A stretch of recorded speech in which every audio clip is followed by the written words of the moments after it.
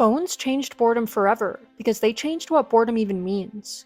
Before smartphones, boredom was a simple condition. It was a gap in time, a moment when nothing was happening, a blank space where the mind had to sit with itself.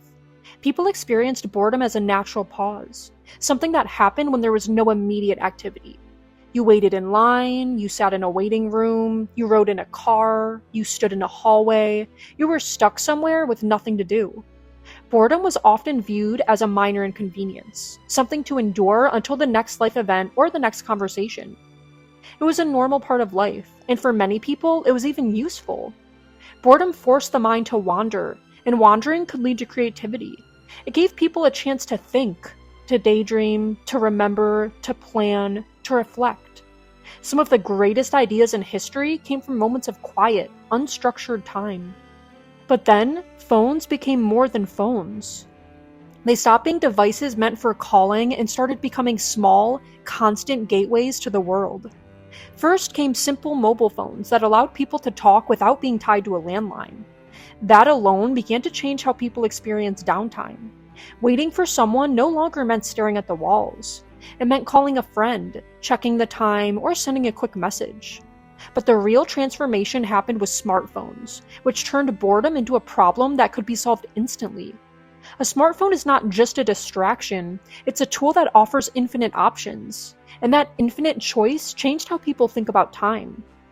Before smartphones, boredom had limits. You could read a book, stare out a window, or strike up a conversation with someone nearby. But the range of available activities was finite. Smartphones removed those limits. Now, when a person feels bored, they can scroll, watch videos, read news, shop, play games, message friends, listen to music, or dive into social media. The options are endless, and the content is constantly refreshed. The key difference is that smartphones changed boredom from a natural state into a problem to be solved. Boredom became something to fix immediately, not something to experience.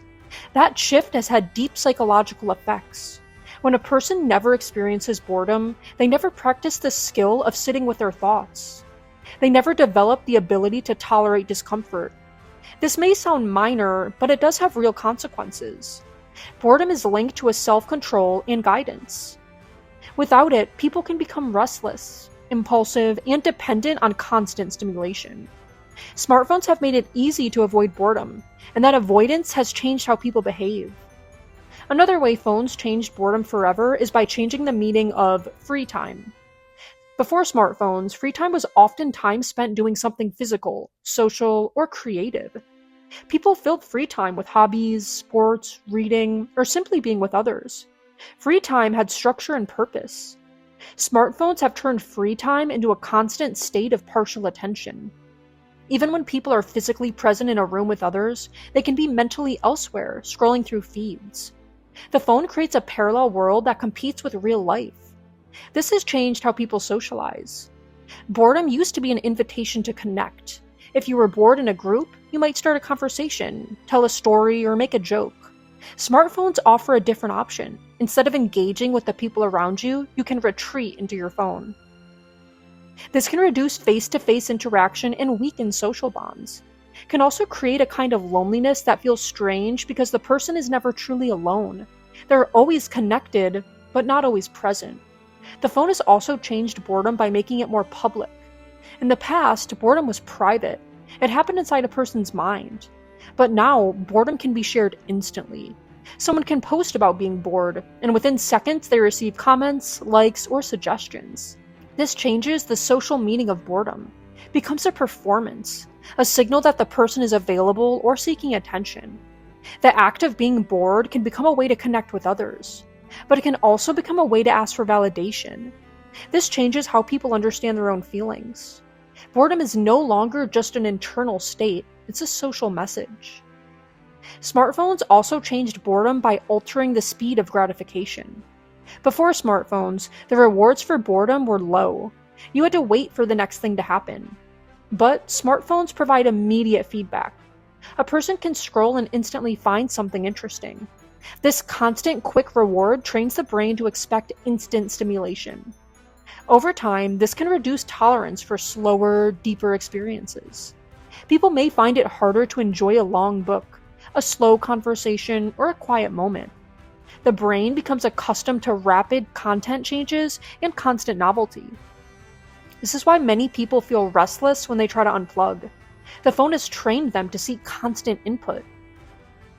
The phone also changed boredom by creating a new kind of micro-boredom. In the past, boredom occurred in longer stretches. Now it can happen in seconds. A person can feel bored while waiting for an elevator, while standing in line, or even while walking.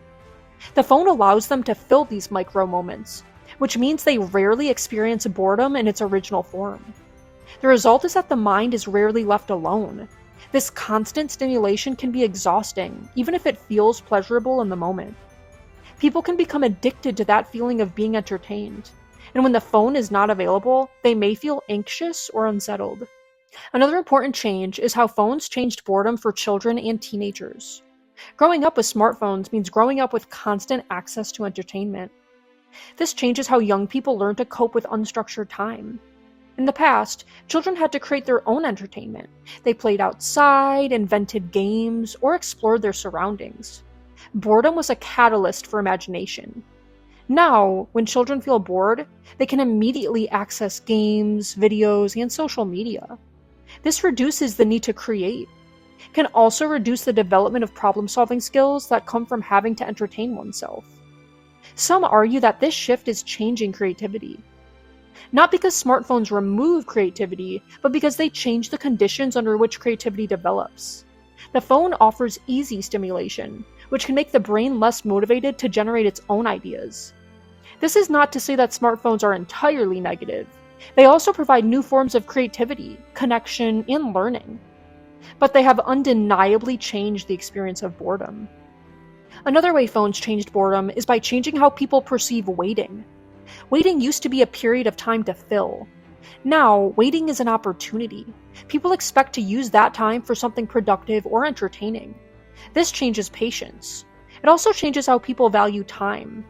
Time is no longer just time, it's content, connection, and distraction. People can measure time by how much content they consumed rather than by what they experienced. This changes memory. People may remember how many videos they watched, but not what they were thinking about during those moments. The phone also changes boredom by making the world feel more immediate. News, trends, and social updates arrive constantly. The world feels like it's happening in real time. This can make people feel like they need to stay updated, even during moments of downtime. Boredom is replaced by a fear of missing out. The phone turns boredom into a form of anxiety.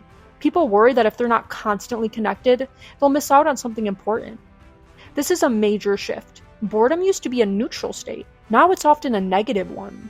Smartphones also changed boredom by altering how people consume entertainment. Instead of watching a show on television at a set time, people now binge watch, jump between content, and personalize their entertainment. This creates a constant stream of new material. The phone makes entertainment portable and personal, which changes how people use downtime. Instead of waiting for a scheduled moment of entertainment, people can create entertainment anytime, anywhere. This changes the cultural rhythm of life.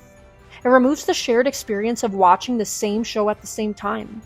Entertainment becomes individualized, which changes social connection. People may still talk about shows, but the experience of watching it is no longer shared in the same way.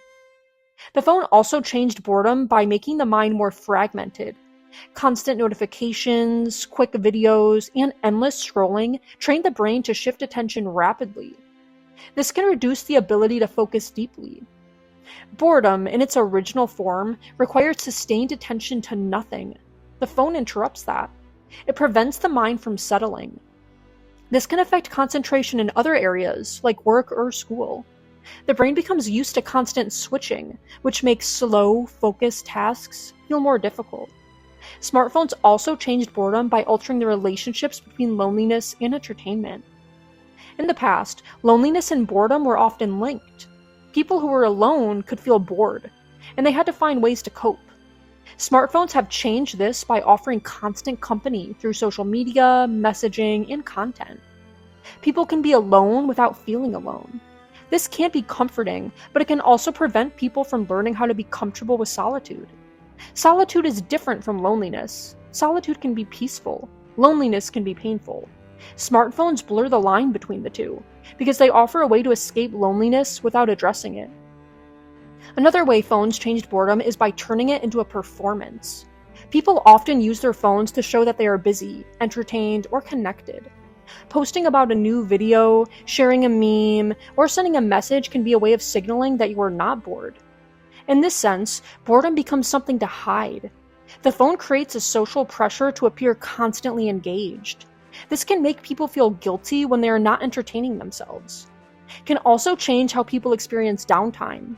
They may feel that they need to document their free time instead of simply living it. The phone also changed boredom by changing how people travel. Travel used to be a time for reflection, observation, and slow experience. Now, travel can be filled with content creation. People take photos, record videos, and post updates in real time. This can reduce the experience of being present. Boredom during travel used to be part of the journey. Now, people fill every moment with content. This changes memory. People may remember what they posted more than what they experienced. The phone also changed boredom by changing how people approach creativity. Many people now use phones as tools for creation, not just consumption. This can be positive. People can create music, videos, art, and writing using apps. But it also changes the nature of creativity. Creativity becomes more immediate and more public. People can create and share instantly, which changes the pressure and expectations around creative work. This can make creativity feel more like performance. The phone also changed boredom by changing how people learn. When bored, people can now learn something new instantly. They can watch tutorials, read articles, or explore new topics. This is a powerful change. It turns boredom into an opportunity for self-improvement, but it also creates a new expectation. People may feel that boredom should always be productive. This can turn free time into a form of self-optimization. The phone changes the meaning of rest. Rest is no longer simply doing nothing. It becomes another task. The phone makes boredom feel like a failure to be productive.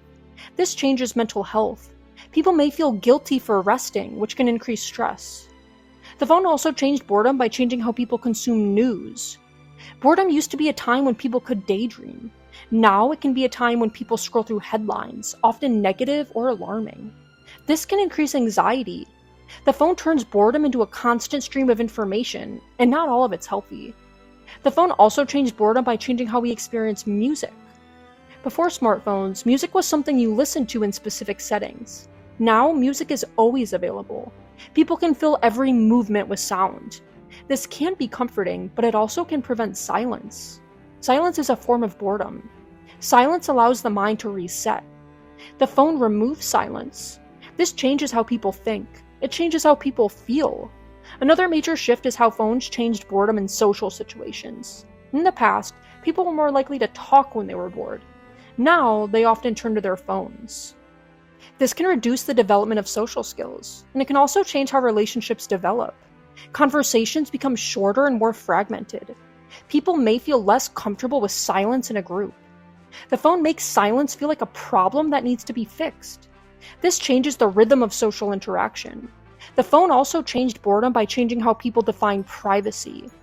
Boredom used to be private, but now it can be shared, posted, and broadcast. People can turn boredom into content. This changes the meaning of personal experience. Experiences become material for social media, and this changes how people remember. They remember through posts, not through feeling. The phone changed boredom also by changing the concept of attention. Attention has become a currency. Apps compete for it. The phone trains the brain to give attention quickly and briefly. This changed how people value attention in real life. People may feel that their attention is constantly being demanded, which can increase stress. Another shift is how phones changed boredom by changing the role of games. Games used to be something people played in specific times. Now games are always available. Mobile games turn boredom into a quick challenge. This changes how people think about competition, and it also changes how people relax. Relaxation becomes another form of stimulation. The phone also changed boredom by changing how people relate to time itself. Time used to be measured by activities, by events, by routines. Now, time is measured by content. People can spend hours scrolling without noticing. Time becomes fluid. This changes how people manage their day. It can make time feel like it disappears. The phone also changed boredom by changing the way people feel about themselves. When people are bored, they may feel empty. The phone offers a way to fill that emptiness instantly, but this can become addictive. People may begin to rely on their phone to regulate their emotions. The phone becomes a coping mechanism. This changes emotional development. People may struggle to handle emotions without the phone. The phone also changed boredom by changing how people experience memory. When people are always distracted, they remember less. The brain stores memories differently when it's focused.